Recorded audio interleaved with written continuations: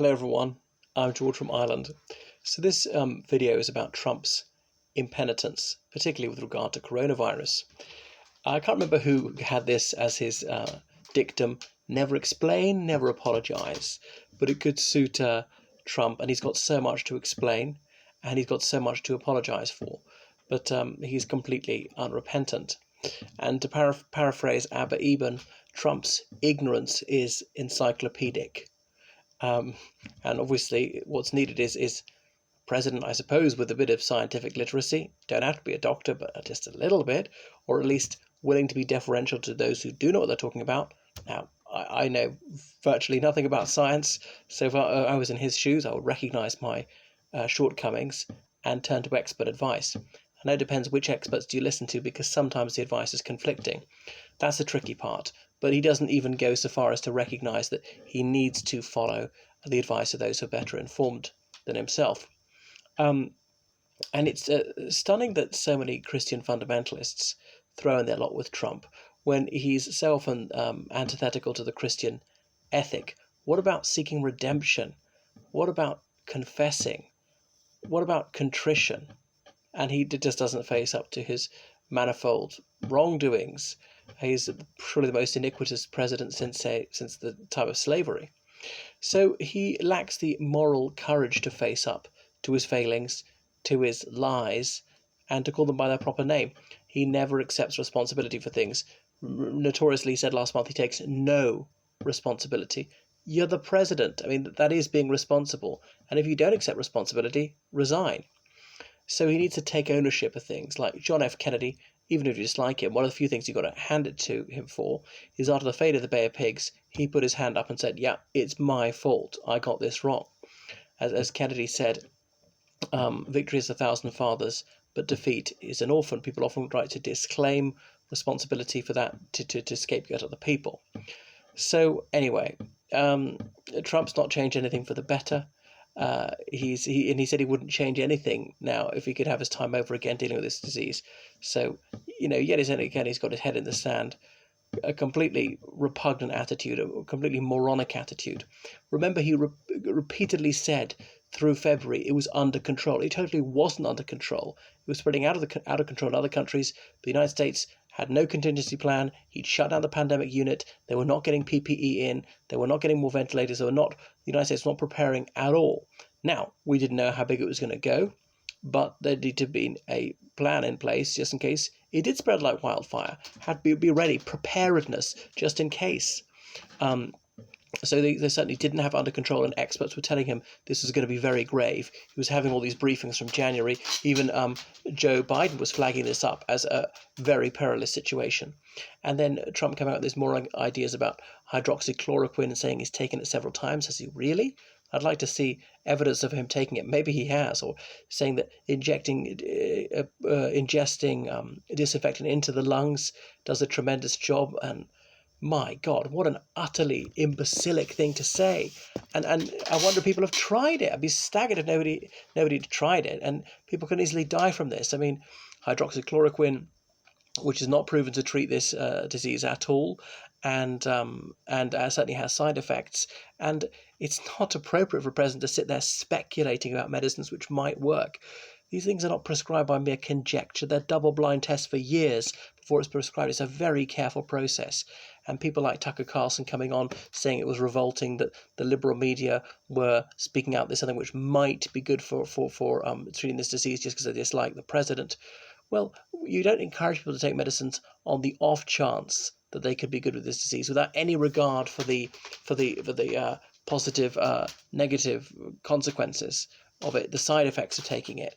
My God, it's not for presidents to just riff on this idea. They heard a medicine, not just start talking about this one and suggesting maybe it's great, because some people are going to go and try it then. There's no evidential basis of what he's saying. It's just endless. Now, he's also sent ventilators to Russia, despite the United States having a shortage of them. What happened to America first? He was sending them to Thailand when the United States had a shortage of them a couple of months ago. He allowed people to come in from China. thereby exacerbating it. Some American citizens, he could have refused to let them in. Some people say that's wrong. All right, he could have quarantined them. He could have at least had these people tested before they were allowed to go all over the United States, bringing the disease with them in some cases. I'm not pointing the finger at them saying they're morally blameworthy, but some of these people will have had it. How else did it get into the United States? So he said, well, some of them were permanent residents. I wanted to let them in. Wow, amazing that Trump actually cares for the rights of immigrants these days, like his mother. Anyway, so he wants to reopen the economy. If it's so good, why didn't he do it already? Now, he can't completely reopen the economy. He can't force people to go back to work. What he does control is the federal government. He could never have closed federal offices. He could have reopened them some time ago if that's what he really believes is in the country's best interests. But he doesn't have the courage of his convictions. So he's behind the polls, but Biden is ahead. Biden's got some good ideas. But Trump has told so many lies about this, that the stockpile was depleted, and he's had sort of 3 years to get the stockpile up, that there's Obamagate, without specifying what that is, no particulars, because there's nothing on Obama, and saying to journalists, oh, well, every newspaper reports except yours. Lie. Which paper reports what? He doesn't stint on shooting from the lip, on being grossly insulting about people.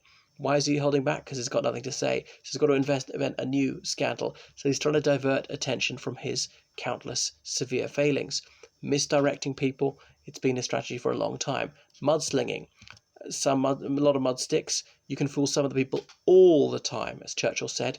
And he's hoping this trick, which paid such rich dividends 4 years ago, will work for him again in November. And he might be right.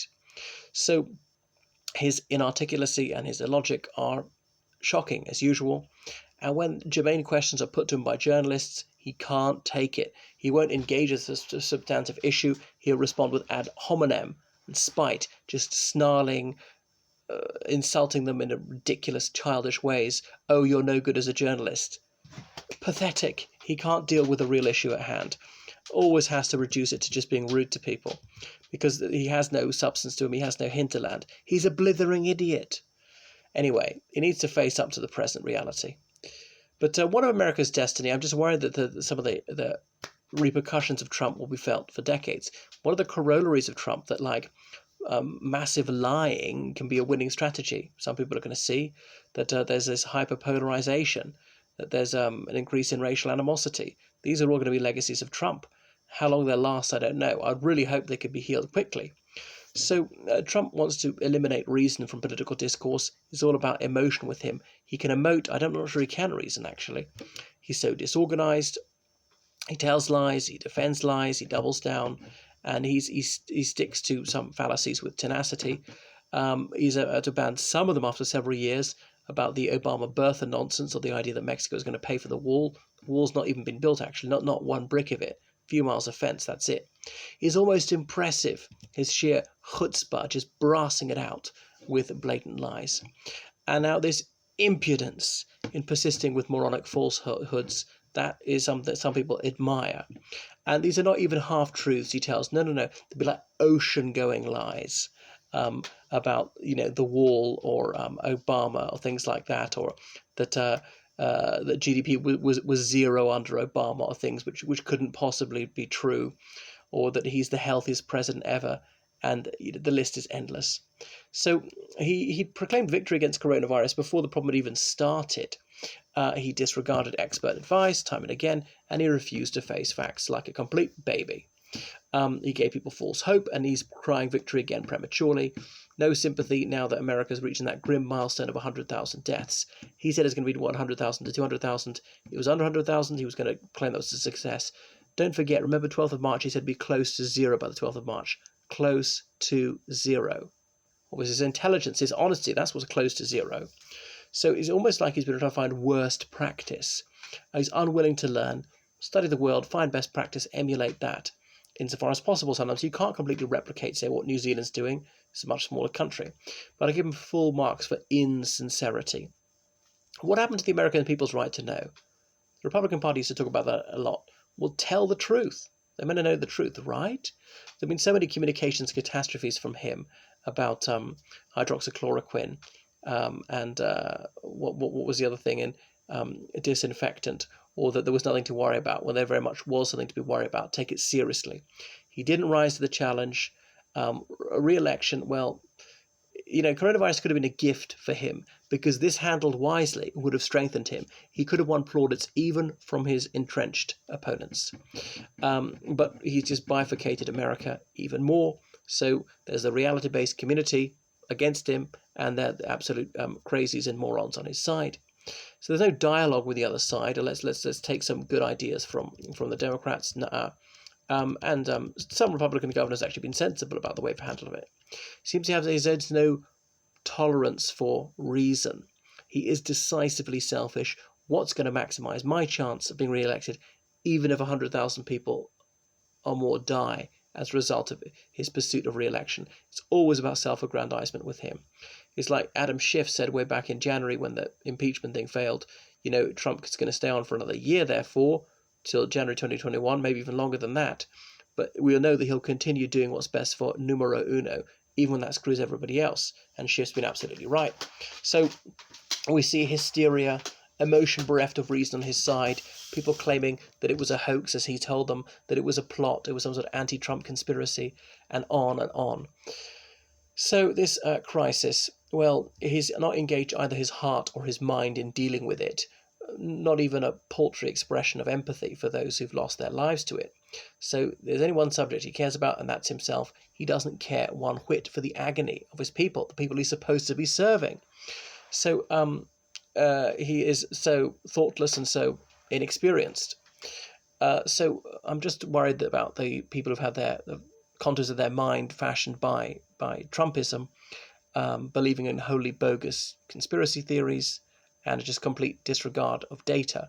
That's a worrying trend. And there's some people who think he's the bee's knees, and some of these children will be like that for decades. I'm not sure they'll unlearn these bad habits of mindlessness that he's inculcated into them. Anyway, so what of a sense of nationhood, of some common bond, of some solidarity? We've got to help each other out. We're all in this together. We've got to be responsible and locked down so as not to pass the disease on to others, not to get it myself, even if I don't die. I burden the healthcare system. They then can't save somebody else. And also it's bad for the economy. So if there's people are united, if they behave sensibly, take the medicine, lockdown 6 weeks, hardcore, and then you can reopen, the economy can start growing. If you faff around, vacillating with half measures, with prematurely reopening, it lasts an awful lot longer. So he's unwilling to tell people to bite the bullet. And he's not even willing to bite the bullet of reopening if he thinks that's all that matters, the economy, and not health. So there's a conflict, as I said, between his people, those who are willfully blind, and the reality-based community on the other side. So Trump's stupidity is just beyond controversy. But he's always going on about, well, he's such a genius. Why does he say that? Because I suppose even he realizes that he's not. But so often he's ultra-crepidarian, saying that he's impressed even experts with his understanding of epidemiology and virology. So that's true wisdom is actually knowing your own limitations. But he's so unwise, he has no idea of how limited his intellectual capacity is. So he has so often propagated these odious and desperate fallacies, like that it was about to go away. Well, it'd be a nice idea if it was, but it was so clearly not about to disappear by the 12th of March. It was going to make people be much more blasé about it. So immigration is the heart and center of the American nation. I'm surprised he's not been going further the xenophobic aspect of this. Though, remember, he praised President Xi to the moon years ago, congratulated him on being president of life, and said that Xi had handled coronavirus really well, and he fulsomely lauded him for cooperation of coronavirus way back in February, when really that wasn't the case, and they weren't being frank about how serious it was as soon as they knew that. So that's Trump lying again, thinking he could curry up with President Xi. And, oh yeah, how's that trade war going, Donald? Remember you're going to win that? It was easy and good to win? What an idiotic lie that one was. He will, I think, turn to the immigration issue closer to November because the economy is going so badly and he's mishandled coronavirus so badly. So surely legal immigration is not to be apologized for. So much has happened on the Republican presidents. More immigration is inexorable, legal or illegal. And I know immigration can be too much, and illegal immigration, yeah, okay, you should try to stop that, not in an inhumane way. But I think he should be candid with the American people. There's going to be more immigration, like it or not. So Trump, he seems to have no intellect, no discipline, and doesn't appreciate the force of facts, ignore them when they don't suit his agenda, and he simply can't separate wishful thinking from reality. So he would like to turn the American people into an unfree people who'd worship his cult of the personality, because you can tell a lot about the company he chooses, whom he so admires. He loves Kim Jong-un, the most savage tyrant on the planet, and Trump loves him. It's nauseating. And again, I'm just bowled over that the Republican Party tolerates this for 1 nanosecond. There was a time that they were against communist tyrants, not praising them to the moon. Anyway, so think what ought to be part of universal culture: truth, logic, evidence, having a hypothesis, testing it out, and drawing rational conclusions on that basis, and formulating your policies on this basis. Trump's not having any of that. Oh, I just make it up. If I want it to be true, I'll just say that it is true, and I'll convince myself it's true. And worryingly, tens of millions of people are purblind, and they go along with that. So without the foregoing, like I said, sort of truth and evidence and so on, this disease can't be understood or duly dealt with by some sort of governmental policy. His mind is so full of fallacies, and he seems to believe some of these things he says. So he is gross and vulgar, seeing ethnic minorities as external to the United States, even though American citizens, been citizens for generations, seeing them is inorganic. And how about him, by the way? Some American Hispanics, their ancestors were in the United States centuries before Trump's were. His family only arrived in the US in the 1920s, isn't that right? His father's side, and his mother's side in the 1930s. So much of the United States was Spanish-speaking even 500 years ago, long before his British and German ancestors set foot in the New World. So Euro-Americans don't monopolize American life, and America is a concept which can't be exhausted in Anglophone white terms alone, right? So it's a great civilization, and its shape has been determined by other great civilizations, and the Chinese have contributed to it. So China, which had a high culture long before it existed in Europe. I think where the presumption of innocence comes from. That comes from Iraq, for example, Babylonia or Mesopotamia. So we can't evacuate Western civilization of its experiences it's learned from other civilizations. The flood, monotheism, these all come from the Middle East. So self-determination. He likes that, but who's the self? I suppose only the white Anglophone, religious fundamentalist gun owners without a degree. That's who he likes. So he needs to face up to the proportions and dimensions of this disease, which is still spreading, which is killing easily 1,000 people a day. And there's little reason to believe that it's going to be much less than that by November. So he has this aspiration to reopen in so short a time. But remember, the states have got degrees of independence. They can't be obliged to reopen. And he's not used international cooperation on this, cut funding to the World Health Organization. So we also want to know how we can prevail against this disease and prevent it recurring, because many doctors say there's likely to be a second wave in winter, and it could be worse than the first, when that's when healthcare is under strain even in a good year. So, if the world would speak on a single voice on this one, we could eliminate it. If we just completely shut down international travel for a week in February or something, it would have got it down to a very low level indeed. But, we tarried.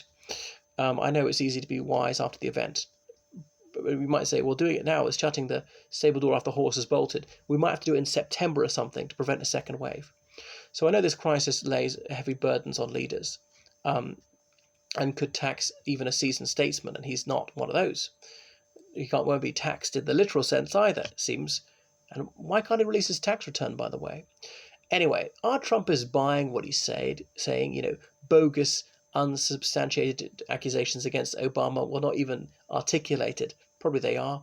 Or the latest foul fallacy accusing Joe Scarborough of murdering his staffer way back in 2001. The woman, she died of, was it an aneurysm or something like that, a 20-year-old woman. What a foul lie. This young woman's parents, they've been through that trauma of being bereft of their daughter. They do not need her name dragged through the mud, used for some sordid political slur. And Scarborough, Trump is just the lowest of the low. How on earth do these oh-so-holy self-righteous people back him up? Anyway, and he needs to turn to the intellectual community, well, doctors in particular, to deal with something like coronavirus. And he needs to understand their role and get them to tell the truth, even when he finds that unpalatable. But they seem to be almost uniformly against his policies of premature reopening. And he wants them to be uncritical. He doesn't lead by example, wearing a mask in public.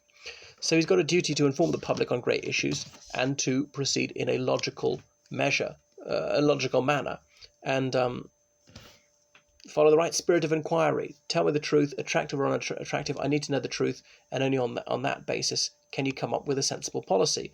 But oh no, if he doesn't like what he's hearing, then he thinks it's false. Always emotionalizing things. So surely a large and decisive place ought to be given to reason in all this. I know the thing is, there's a margin of doubt with this modelling. How much was the disease going to metastasize? When is a vaccine going to be invented? Might be never. Is that going to be completely effectual? This is all the realm of educated guesswork. So we're conjecturing it might come within a year. It might never come. The lunatic fringes are now sort of mainstream in the Republican Party. Like, pastors who said that coronavirus is a plot. Those who deplore lockdown wanted their churches to meet anyway. There's no reason to meet in person. Anyway, you might envy the blindness of his acolytes, being so sure of their own views, being so utterly impervious to truth or reason. So Trump's strategy is vast stupidity. This inequitable distribution of the stockpile has exacerbated things. He could have distributed it on a need basis, but no, he didn't do that. Electoral considerations are foremost. Florida getting double what it asked for, demanding public obeisance to Trump from governors, which obviously created tension between the states. And this would be an example of tyranny, deliberately withholding life-saving equipment from those who needed it. So he's going to kill them off in states where that would work best for him. So he claims for himself what he denies to others. That's absolute power without responsibility. Anyway, he demands for himself what he denies to others, and that's compassion. Always feeling so sorry for him, whining about the liberal media, giving him a hard time, treating him like a piñata. So anyway, what about freedom? Well, he doesn't value that at all, hates freedom of the press. So democracy is often threatening, calling the free media enemies of the people, saying that they're the fake news media when they're telling the truth when the fake news media is on his side, that's Fox News. Saying that postal votes threaten elections, when that's not true at all. There have been about 8 proven bogus postal votes over the last 20 years or so. So he doesn't want people to listen to health experts. They're sacked, they're threatened if they say anything that he finds disobliging. Well, this might be the final act in the Trump drama, but I don't write him off immediately. I really hope he loses. I think he'll lose, but I don't think it's a foregone conclusion. So remember, he draws no distinction between what's to his personal advantage and what's good for the United States. Well, doesn't really care about the latter. So the prospects of millions of people dying of coronavirus in the United States is seriously discussed. I mean, because the death rate could rise and go on for a long time. But yet he comes out these wild exhortations for everyone to mingle. So America is embattled, besieged, encircled, and his lies are exacerbating the whole situation. Physical extinction of millions of Americans, and he's aggravating that trend. So reason fights for survival in the era of Trump. How about the sacrifice of doctors and nurses? Why is he not paying tribute to them? We ought to do homage to these sort of people. And a story of survival, that's due to them, not to Trump when people are saved. We ought to have unlimited pride in them because they are righteous. Praising them is legitimate, not praising Trump. So where should our sympathies lie? It should obviously be with the healthcare workers. So everyone should have a plenitude of health. I know we can't guarantee that, but do what we can to help them achieve that. I know people have the right to an unhealthy lifestyle, but if everybody had health insurance, then those who wanted to live a healthy life were more likely to have one, because some people, through no fault of their own, fall ill and then can't afford treatment. So it doesn't care about America's multi-ethnic identity. And remember, some ethnic minority people are much more likely to die of coronavirus. Doesn't seem to trouble them one whit. The world community rightfully scorns Trump. Smaller and poorer countries have done manifestly better on this one. So be on your guard against any philosophy that says that reason is bogus, and Trumpism does. Well, philosophy is obviously too grand a word for it. It's a lineal descendant of obscurantism. Remember, it's a field of collective imbecility, and that imperils people. That's what a mob is. Disclaiming personal responsibility. Don't have to think. That's hard work. You can leave your conscience at the door and just emote in your hate group. So this disease has brought about an opportunity for some companies. Those who made the masks and PPE, and price has been terrible price gouging. But this has also shown the inferiority of the US healthcare system. I know it can be excellent quality, but it's just so expensive and so inequitable. It's the financial aspect of it that's the problem. So surely a civilized conscience can't accept large numbers of people dying just because they're on low incomes. This system, is it beyond rehabilitation?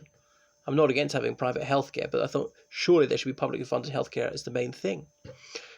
Surely a decent country should not allow it to continue. But anyway, I would really like to obliterate Trumpism, but I don't think it's going to completely disappear, even if he's defeated in a few months.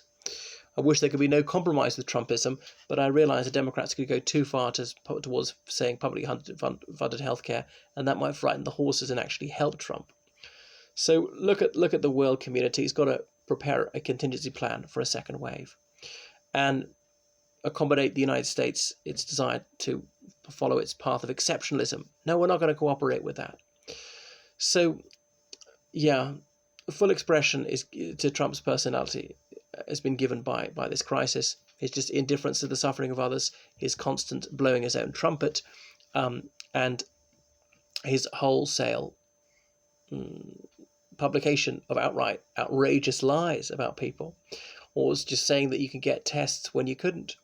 So hospitals are not as inundated as they used to be, and people thought the lockdown might destroy the national personality, as in we're free, you can't tell us what to do, we're going to go where we want.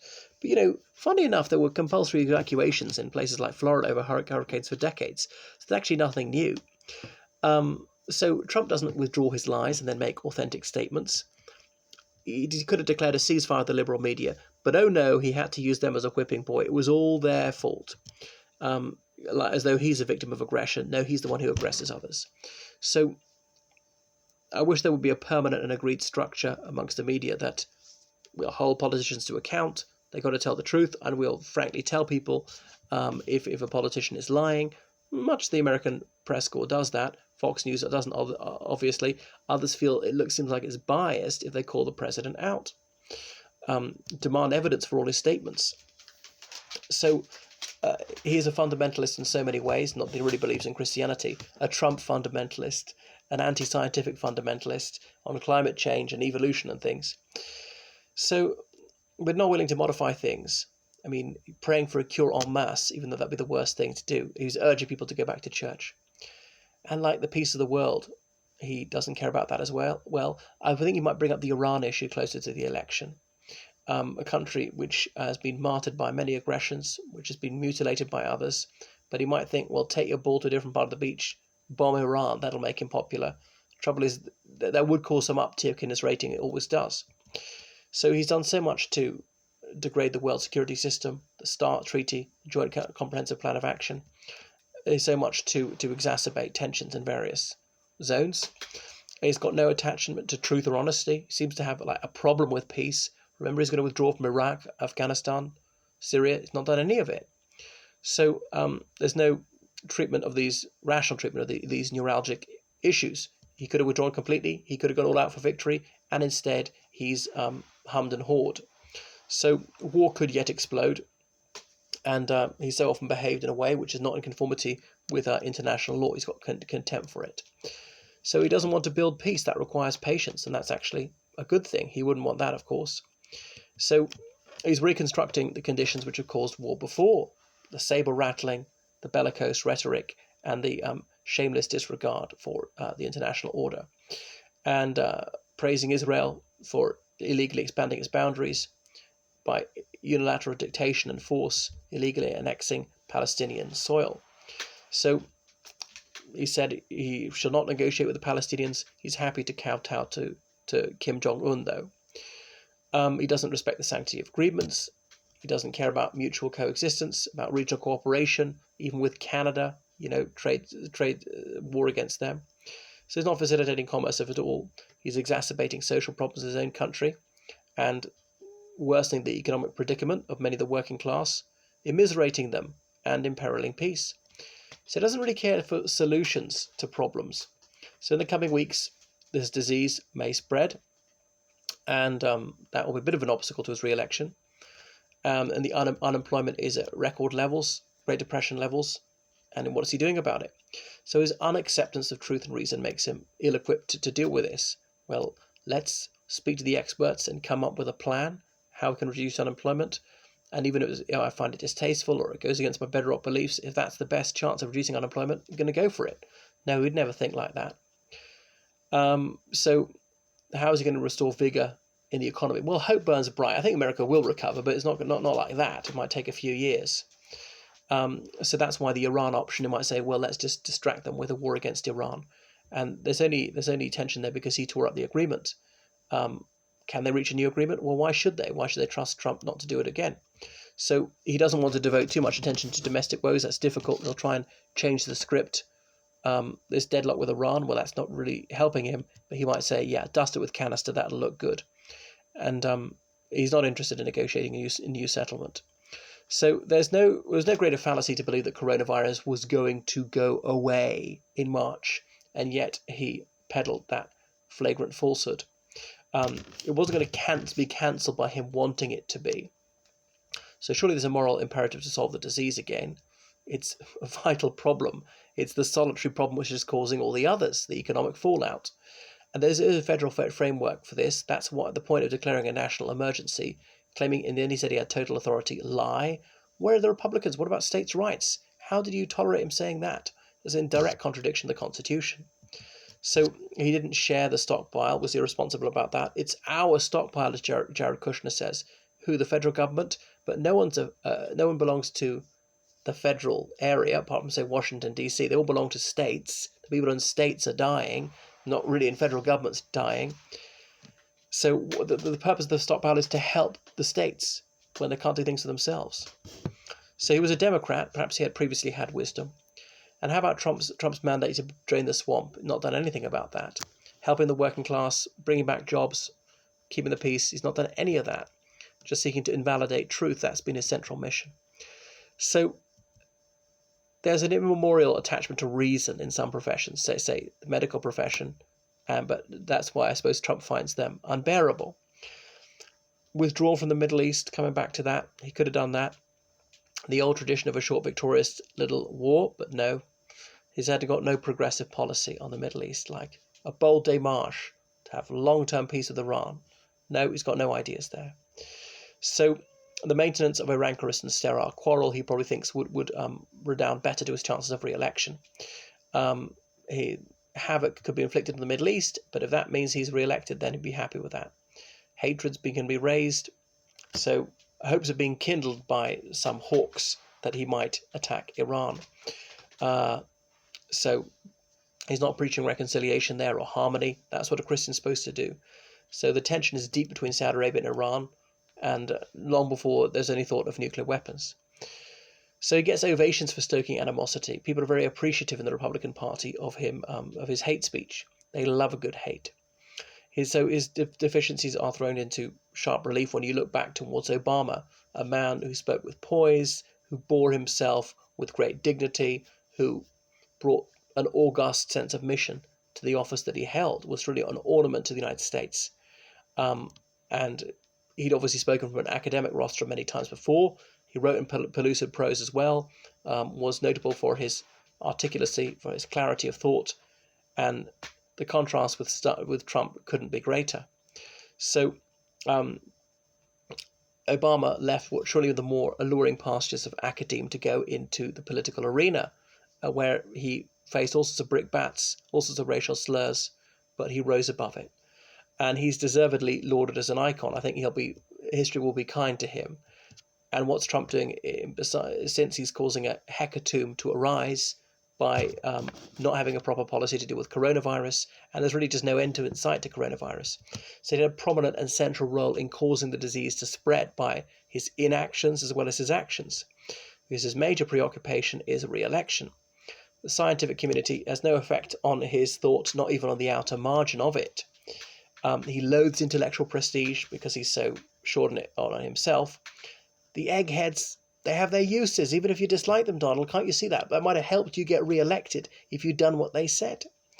So he doesn't even have a discrete measure of literacy. I mean, you can't read an adult level blatantly. That doesn't make you a bad person. You can be a wonderful person and be effectively illiterate. But he's got both. He is an absolute scumbag, and unfortunately, he just can't read. So you'd think that it would be a fatal disadvantage in politics. But, George Bush Sr., he sneered at Harvard Yard despite having been to Yale. George Bush Jr., he affected being a dimwit and so on. But none of them was really dim like Trump actually is. So Trump distorts issues with his bias so often. So he's against free discussion. That's why he hates the free press and says they're biased when they're just telling the plain truth. So this is more than a marginal manifestation of anti-intellectual bigotry in American life. And I know it exists in other countries as well. And some Americans are intellectuals. I'm not suggesting that most Americans feel like that. Even people of middle brow, low brow, some of them might be respectful or just at least indifferent to intellectuals. So Trump is the sworn enemy of free speech. And obviously, hey, what about the First Amendment? You ought to protect it. So history teaches us that obviously society needs free expression of opinion and dissent, and also the media to tell the truth, to denounce the president when he's lying to people, especially when that has fatal consequences. So the universal conscience has been gripped by coronavirus, and probably no country's handled it worse than the United States. Well, Belarus, they've just carried on as normal. It hasn't affected them that badly, at least. The UK's handled it very badly, I'm not pretending otherwise. Republic of Ireland, we handle it fairly badly. So Trump doesn't seem to understand his role in being administrator of the response. So Trumpists are still uncritical of him. They're almost uniformly against the truth. So the media has a duty to ensure a dialogue on the great issues and to show no tolerance for falsehood. But there we are. He's still impenitent. Toodaloo.